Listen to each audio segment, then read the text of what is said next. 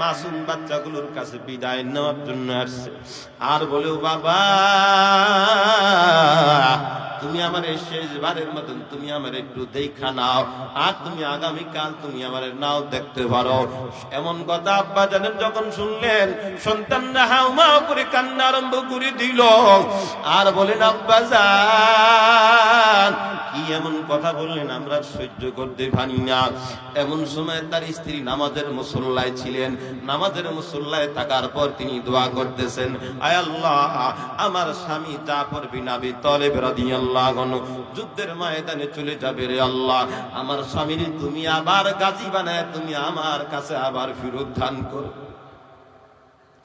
যখন এমন কথাটা শুনলেন, জাফর বিন আবি তালেব রাদিয়াল্লাহু আনহু তরবারির উল্টা দিক দিয়া স্ত্রীর ঘাড়ের মধ্যে হালকা হালকা চাপ দিয়া বা হালকা হালকা আঘাত দিয়া তিনি বারবার বলেন, ও বিবি রে তুমি যত দোয়া করো দোয়ার দ্বারা কোনদিন কাজ হবে না।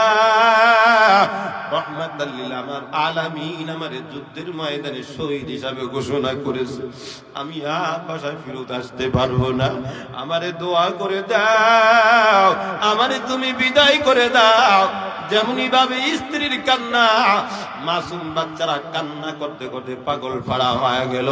আর বলেন আব্বা জান কি এমন সংবাদ শুনালেন আমরা আর কোনোদিন সহ্য করতে পারি না।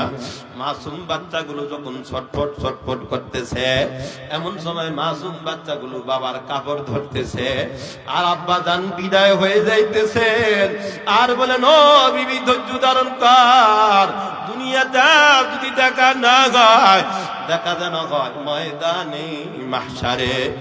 এমন কথা বলে হযরতে জাফর বিন আবি তালেব রাদিয়াল্লাহু আনহু যখন তিনি রওনা হয়ে গেলেন, রওনা হয়ে যাওয়ার পর যুদ্ধের ময়দানে যখন হাজির হয়ে গেল, এর যুবক ওই জাফর বিন আবি তালেব রাদিয়াল্লাহু আনহুর স্ত্রী ছিল। জাফর বিন আবি তালেব রাদিয়াল্লাহু আনহুর কোসি কোসি মাসুম বাচ্চাগুলো ছিল। তাদের মহব্বত একদিকে, বিবির মহব্বত একদিকে, তার মালের মহব্বত একদিকে, কিন্তু আল্লাহর মহব্বত তার দিলের মধ্যে কেমন হাজির হয়ে গেল।